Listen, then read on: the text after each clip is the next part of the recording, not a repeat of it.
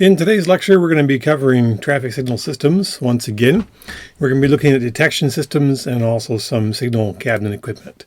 And we started this lecture last time, lecture 24, looking at loop detectors. We'll hit those a little bit again, a little more additional information for that. We'll move into other detection systems then afterwards. So this is kind of a schematic layout of what a normal traffic signal system works, how it works, what it looks like. We've got detection system, which is out here in the street. Should be your street over here. That somehow that information is getting back into the signal cabinet, which is the control piece. It's a large silver cabinet. Usually it sits on the side of the road over in one corner of a signalized intersection. And that's where all of the information comes back to. That's where the brains are. That's where the controller is. That's the brain of the cabinet. Through that, those are inputs that come in. Outputs then that are coming out of the cabinet and going up to the pole would be what the signal head is displaying. And we talked again about all the different phasings and so forth you can have with signal heads. That's all coming out of the controller, out of these load switches, and coming out to displays, either the pedestrian display or the vehicle display through that. The inputs are typically detection systems, and pedestrian call buttons are part of that. So if the push to walk button is part of that input system through there. There's a lot of different kinds of detection. We've got inductive loops. We talked about those last time. They are triggered by metal content. Right through that, I know the most likely when you ask people how a traffic signal knows a car is there, the number one answer I get is by pressure, which is by weight. You know, a car pulls up on the pavement, and the signal can detect weight and detect the car there. Well, it's not true. It detects the metal content for that. They did try weight years ago, but it didn't turn out to be a very good system through there. It got clogged too easily with dirt. Through that. Newer systems we've got are wireless magnetometers, which are still using the magnetic properties of vehicles. You'd still need some metal content to be picked up with a magnetometer. Video detection systems, these have been around about 20-25 years now. Through there, they continue to get better. Still not super widespread, at least not in Indiana. Thermal detection, kind of based off of the same system as the video detection, except it's only looking at the thermal properties. So we've got some examples of that coming up. Radar and microwave detection are a couple of new ones through there. Old ones, they used to use pneumatic. If you drive across a tube, like a counting tube, the pneumatic would make a puff of air. You'd know a vehicle is there. Treadle and strain, these are based on a tire rolling across something and being able to sense it. Again, that was a little more of a weight piece. We don't use those anymore through that. The main functions with detection, we've got a call, which that's what we say when the detector knows there's a car there, it places a call. Or when a pedestrian pushes the button to get the walk symbol, we say that is placing a call. And so that's those are those systems, and that's again that's our terminology for when something is detected. It places a call. It's calling the controller to tell it there's someone there. Right? If there is a vehicle, they're ready to go across and needs the green light time to it. The other thing that detection does is it extends the amount of green time you've got. So if you've got cars approaching quickly, you can extend that green time so that you don't cut someone off, right? So there's a issue at certain speeds and certain intersections where if you go into a yellow light, people don't have enough time to stop because they're going too fast, nor do they have enough time to get through the intersection before it turns red. So we call that a dilemma zone. And we can talk about that a little later, probably in more detail. And so this extend function, what it does is it says, hold the green light, someone's coming, right? So it's like if you're trying to run for the elevator and someone sees you coming, they go, oh, hold the door, they're coming. It's the same thing with our detection for this traffic signal. So that's our extend function through there. You can also count vehicles with that. That's become better and better as detection systems have improved through that. INDOT now specifically puts a loop on the radius of the right turn corner just for counts through that. That way if you have a good enough count system and it's working well, you don't have to come back out with a special count usually device. Nowadays it's usually a camera to get a count at an intersection before you retime. You can just pull whatever data you've already got, and if you've got good detection, you can do that and effectively do that. Sometimes we also classify with loops, particularly with loops through there, what kind of vehicle it is. Is it a car or is it a truck? And you can also look at speed and what the speeds are through that. Through there, the typical operation, how a signal works when that movement, let's say you're going northbound, when that northbound gets started, there's an initial green period through there. We talked about this last time as well too, and that's programmed in that you always get that much green time. And for a main movement, it's 15 to 20 seconds. For a turn lane, it's usually 5 to 7, somewhere in there. No matter what, you get that much time. After that, to be more effective, to be more efficient use of time, that's when we use the detection. Then after initial green, we go into extended green, which is we only leave it green as long as there's a car waiting to use that movement. Right? If you're in a left turn lane, if there's nobody there after that initial green, that first 7 seconds, the light will turn yellow, then go to red, and it gives that time it would have used for that left turn to somebody else who needs it. Right, and that's why detection is more efficient. An actuated signal is almost always, well, I think it is always more efficient than a fixed time signal because of this. Because it gives you green time where people are. If there's nobody in the left turn lane, it won't give them green at all. It'll just skip that whole phase, and that's how at least that's the way we like to set it up to work through there. If another term we talked about this a little bit last time is called gapped out, which is if there's cars keep coming through this lane, maybe it's a through lane in this case, more likely for gap out. If there's a long space in between cars, typically 3 to 5 seconds, we'll say, well, there are cars there, but there are not enough cars for that to be the priority phase to be getting the green light right now. If cars are bunched up, that's only about 2 seconds, 2.5 between cars. You won't gap out. If you're over that, then we're saying, well, there's these huge gaps. This isn't really being well used. And so we're going to give that green time to somebody else, right? But at some point, even if there's cars there, we say, well, we have to move on. And that's timed out, or we call max out or force off. And those are all other terms for the same thing, which is, we may program it that side road only gets 25 seconds maximum. Yes, cars keep coming and keep getting detected. We keep extending, but when we hit 25, that's the end, right? And that's when we have to be done with it. And so that's our timed out phase through that, right? So, and then we saw this chart last time too. This would be the start of our green over here. We get that minimum green. As long as cars keep arriving, this is the timeline here, right? As long as cars keep arriving, we keep extending that, right? Until there's eventually a big enough gap, then we're going to gap out and we're going to end, or we hit max time and then we're going to max out. Right through there. So that's how we're using the detection systems. That's the logic of how these detection systems are helping our traffic signal to work through there.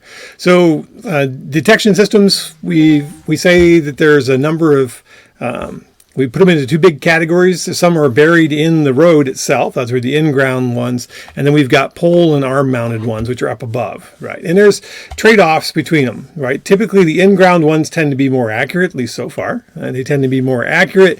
The pole and arm-mounted ones, their plus is that when you repave the road, or if you're doing any construction, these are out of the way. And they're independent of what's going on with the pavement. Right. The number one killer of inductive loops is bad pavement, and even where the loop is, or also where the lead in going up to the loop through there. So that's the trade-off between these two different groupings through that. And inductive loops, this was the one that we talked about last time. This is this has been around since the late 60s. It's one of the most popular ones in Indiana, at least. It's definitely the most popular detection system we have out there. It's accurate. It's quite accurate. Installed properly, like any of these, installed properly, it's quite accurate.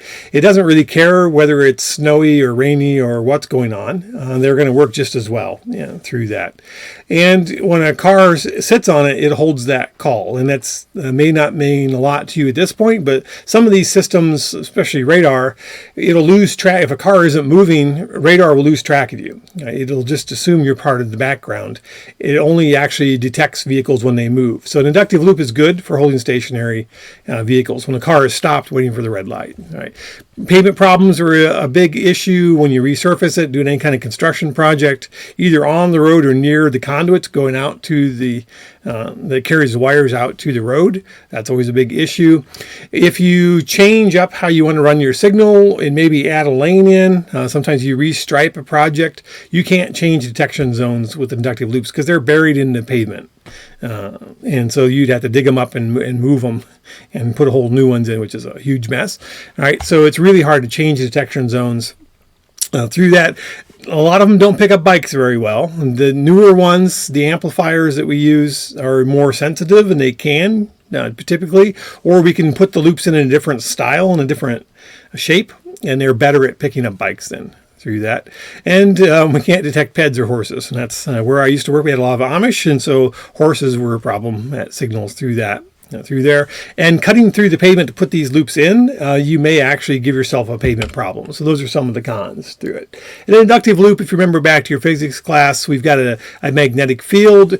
If there's a ferrous material near it, it changes that field, and you can see we put a wrinkle into it, and that actually creates a difference in inductance within the wire. And so this is what the wire in the loop looks like. Our cabinet would be over here, and this is out in the street, and we have this shape. We wind this loop around in whatever shape you want to use through there, at least 3 turns through that, and that's what's detecting that change in the impulse and the inductance of that wire when a piece of metal comes over it. Right. So these inductive loops, we put them out here. They run back into the cabinet. In the cabinet, we have an amplifier which is sensing what that inductance is in that loop, and when it senses a change, it puts that call into the controller and says, "Oh, there's a change. There must be a car here." Right, through that. This is what the NDOT standard design is for installing loops. They would typically at a stop bar. Here's our stop line. They would put in 4 in a row. Through here, so you got about a 52-foot, I think it is, range of detection through there. And then each one of these loops is wound around 3 times at least, and then it comes back and goes into our detector housing. The detector housing runs the wire all the way back to the controller then. All right, so there's lots of cuts. We saw this picture last time. Right, here's all these cuts. Here's all these wires. You can see them. There it goes. Here's the detector housing. Running into there, the other one goes up here and comes back to that detector housing. This detector housing then has a conduit. In this case, the controller is way over here on the left side of the screen. All those have to be wired back into that. So there's a lot of wiring involved and a lot of it in the ground. Right?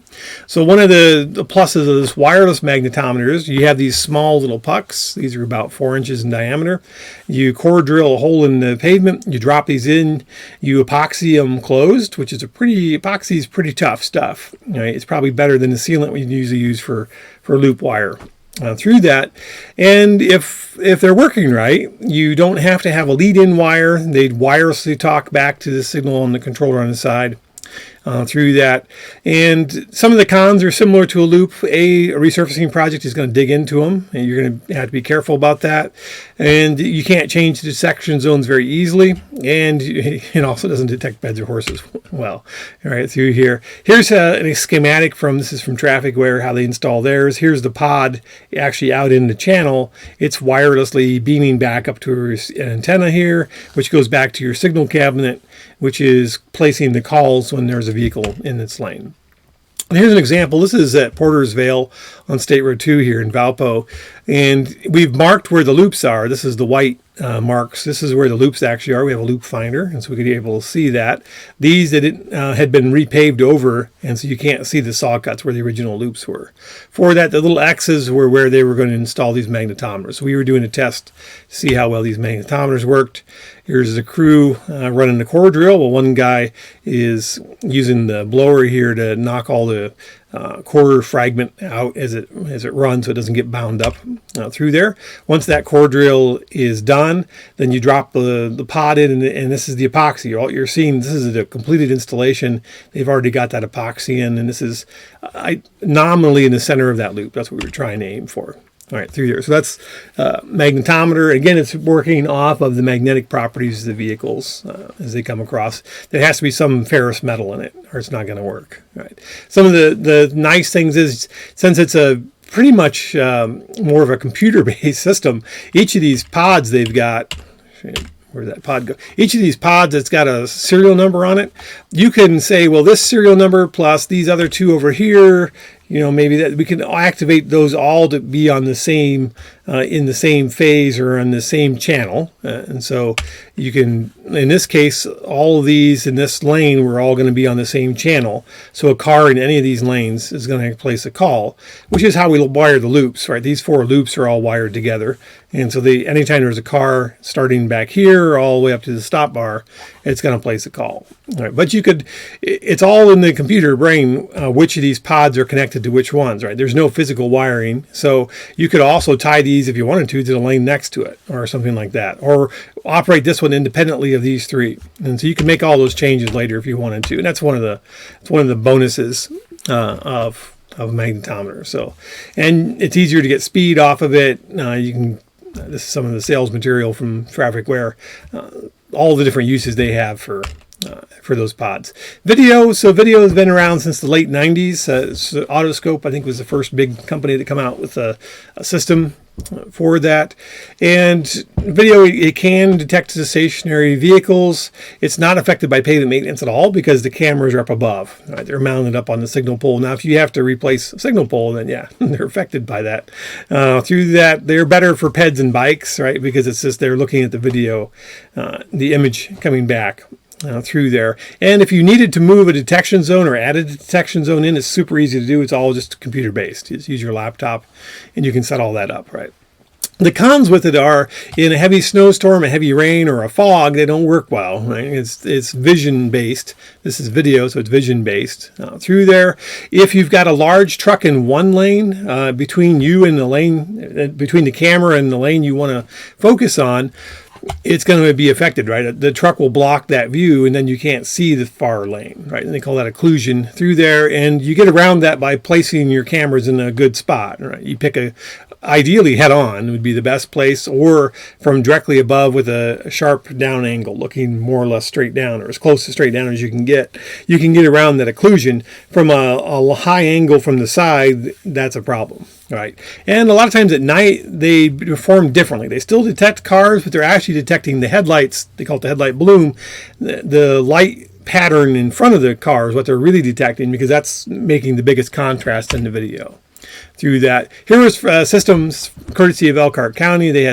They were some of the original users of these Autoscope systems in the video system, so they got on board early on. This is from a system from the late 90s, and it was all just black and white. You see, it's kind of not a very high resolution picture, but every time this box turns green or one of these lights turn green on here, that's detecting a vehicle from that. Then it moved up. Now this was an IP-based one, actually, system through here, and multiple lanes, and you can see where these green boxes are the detection zones. That's where the detector are, or should be. You can see like this bus, it's so big it hangs over and triggers the other adjoining lanes and so forth. So that's not the greatest camera angle from there, but with a single camera you can get 4 lanes across. That's why they put it where they did. This is their newer version. This is the high definition one that they've just come out with in the last couple of years.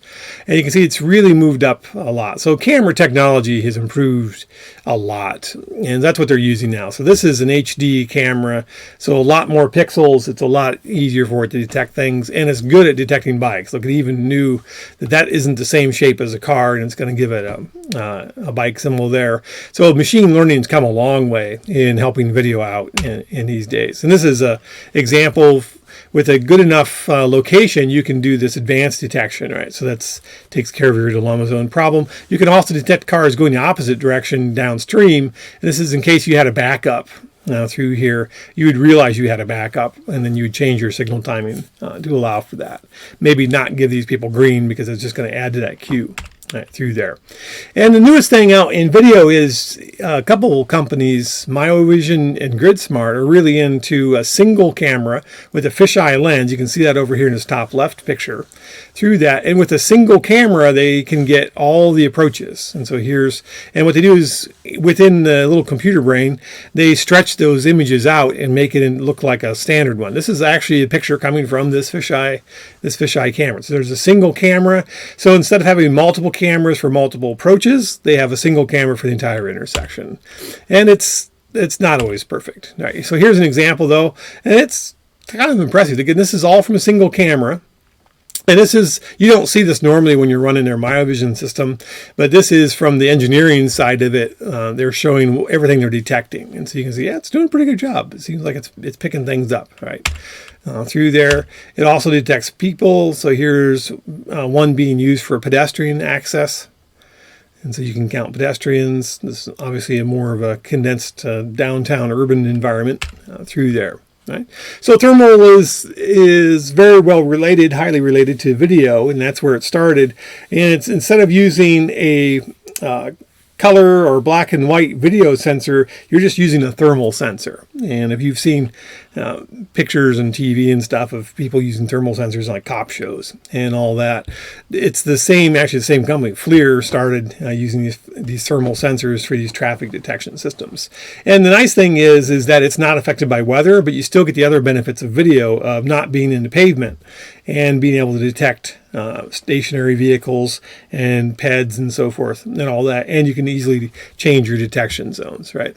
The only main con of thermal is still it's being affected by lines of sight and occlusion. So they don't call it a camera. This is what it looks like. They call it a sensor because it's not really, the visible light is not entering this. It's heat.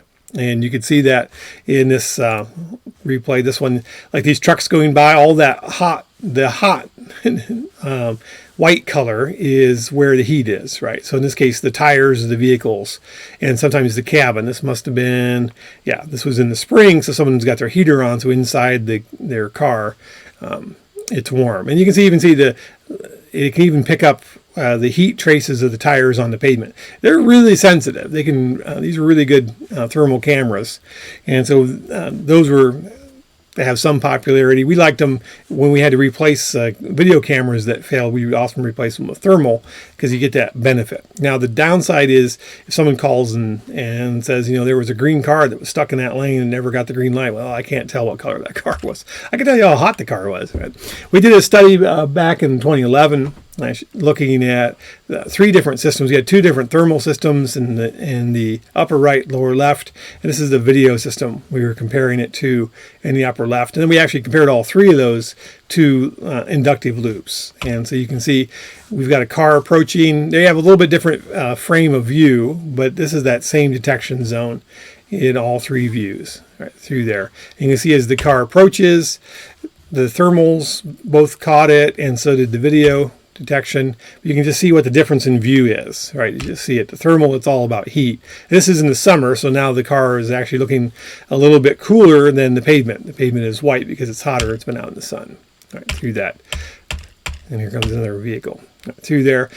One problem we had with a video and or thermal, either one, is there's supposed to be a heated lens to melt snow off of it. We had one issue where we had snow blowing in from the west and the heater had broken on the camera, and this is what you saw. So it's not really detecting vehicles, whereas the other side was working just fine through that. So that's an issue. Could be an issue if the equipment's working right. Then that wouldn't be. And finally, radar. This is a newer one. It's been being tried for about the last 10 years. The original systems weren't great for stop bar detection. They were pretty good for advanced detection as cars approach and extending that yellow or green and yellow phases for cars. But they had trouble, again, when a car stopped, they weren't able to track it. So they think they fix it using software that they'll remember where the car was until it starts moving again. Through that. And this is what a radar detector looks like, fairly small, and they're pole mounted up here on the pole, on the signal pole in the corner. This one also has cameras on it as well, right through there. So that's it's getting out of the way, and it's not affected by weather. So it doesn't care if it's sunny or shade or nighttime or raining or snow. It works through all of that. And this is from one of the manufacturers what their range looks like from a radar detector. And they have multiple antennas in it, and so it looks like a little bear claw because it has multiple antennas. And so they've improved that quite a bit. Their original ones had a single receiver antenna in it, and so they couldn't separate by lane. But with these multiple ones now, they get much better resolution out of it. So that's detection systems. That's kind of an overview. Those are the main ones in use right now. Some more than others. Again, the radar is a newer one that's not too often. I haven't seen it in the wild much. Through there, all the other ones I've seen fairly frequently around up on traffic signals. And all that information is coming back to our controller. And so this is a NEMA TS2 cabinet, they call it. And this is, if you opened up one of those boxes on the side of the intersection, this is what it looks like inside. And up here, these are the detector racks. So all those loops, when they come in, they report back to one of these amplifiers. And if the amplifier notices a change in inductance in the wire, it places a call down here to the controller. This is the brains of it. So this is the controller. This is an ASC3. And there's a newer version than this now out, and different manufacturers as well. Right? And then this is a signal monitor, or sometimes we call it the malfunction management unit, the MMU. And the MMU is the watchdog of the signal. So if the controller says, turn this phase and that phase green, the MMU checks and makes sure that's safe. All right. So you can't tell northbound and eastbound to go at once. You can't give them both the green light at once, because this thing knows better and it'll stop and it'll put your signal into an all red flash. And we call that in flash. And that's not a good thing when signals go into flash. I'm sure if you've driven through some like that, it's kind of mass confusion with a lot of people. It's supposed to be a four-way stop, but it's far less efficient too. It's easy to get a big backup of traffic when it goes into flash. But that's what the signal monitor, that's what it's doing. The MMU is protecting the intersection against anything unsafe. And if the bulbs burn out, it can sense that. If both bulbs were to burn out in one phase, so you can't see the red light, it'll sense that and it'll put your intersection all into flash. And so it's the controller, and it's that safety monitor that's making sure everything's working out there. So here we have the detection. Up here comes in and goes to these amplifiers. Actually, these are all the wires here coming in for the detection. The amplifier puts the calls to the controller. The controller decides who gets green lights and red lights and so forth. And then it passes that information down here. We've got load switches, which are turning phases on and off. These are like the light switch. And then this is where all the wires end up. And so it kind of works from top down. Here's your inputs. Here's your brains. Here's your outputs. And then these wires down here on these screw lugs is where you actually wire in your red light and your green light and your yellow light and so forth out for each signal head as they go out. Here's the cabinet we have in our transportation lab, which at this point we would normally go down and see it in person, but we're online today, so we're not going to. Here's the controller in this one. Up here is the detection rack. We only have one detector there because this isn't an operational signal, right? It works, but it isn't actually running traffic. So this is a power supply. Here's that MMU, the safety monitor. Through here, this is our controller. This is a newer version than that one in the last picture. That's the brains. Again, this is where you program how much time everything gets. We call this the back panel, or sometimes the back plane. And this is, again, the controller is it's making the decision who gets which light. These are like the light switches. These are called the load switches. Through that, and they indicate, you can see on the front, this one will be green, this one will be red, based on where that light is turned on. Right. And then that load switch is turning on and off these different lugs down here. And then these are going out. This would be the cable that goes to the signal head we have there in the lab, right, through that. And so that's going out. Over here is the power supply. It's usually on the right side of the cabinet through here. This is like a communication center. There's a BIU, which is a bus interface unit. And so these are bus interface units, and there's one up here in the rack, and they all feed back through this panel. And it's kind of like, it's almost like internet inside your cabinet. It's a little simpler protocol than that through there, but it works that way. And actually these controllers, just a side note, do have internet all built into them now. So almost all modern systems now, people are linking them together just using basic internet through that. And then you can control everything remotely. So like the state has a statewide project right now. They're putting in wireless modems into every cabinet so they can see what's going on and control them from every cabinet through there. Well, here's all the labels through that. for what's inside the normal cabinet. This is a pretty standard layout. You know, probably 90% of the cabinets you would open in the state of Indiana are going to look like this inside. You know, maybe a different model of controller, maybe a different model of the MMU, but everything else is basically laid out this way. And this is, again, a TS2 cabinet. And these are, we call these shelf mounted. This stuff just all sits on shelves, right, through that. And that's how it's designed to work. Now this cabinet obviously is a wooden one. The real ones are never wooden. This one they built, this was loaned to us from a supplier. They built this one just so you could see more easily into it. And you could stand around it and see it from all sides and see how the wiring works all the way around it, right, through that. These are some pictures of real cabinets out in the field.